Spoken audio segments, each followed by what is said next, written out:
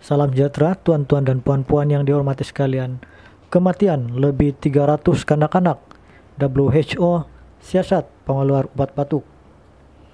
Pertumbuhan Kesehatan Sedunia WHO sedang menyiasat sama ada terdapat kaitan antara penghilang sirap obat batuk yang tercemar dengan kematian lebih 300 kanak-kanak di 3 negara, lapor Reuters.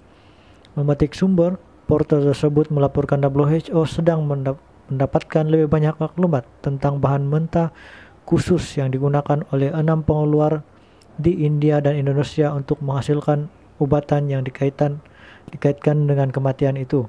Selain itu, siasatan terarah sama ada syarikat pengeluar terbabit memperoleh bakalan daripada pembekal sama atau sebaliknya.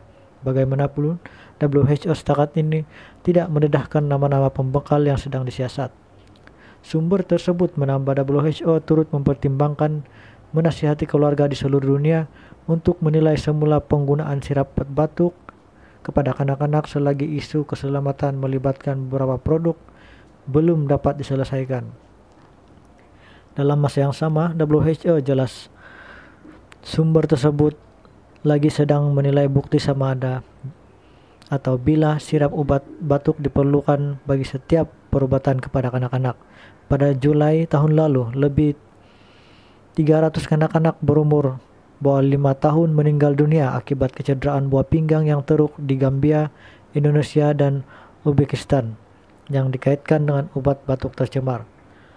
Obat batuk sirap tersebut yang dijual secara berluasa didakwa mempunyai kandungan diethylena glikol dan ethylena glikol. Setakat ini, WHO telah mengeluarkan amaran kepada syarikat pengeluar Maiden Pharmaceuticals dan Mario Biotech yang dikaitkan dengan kematian di Gambia dan Uzbekistan.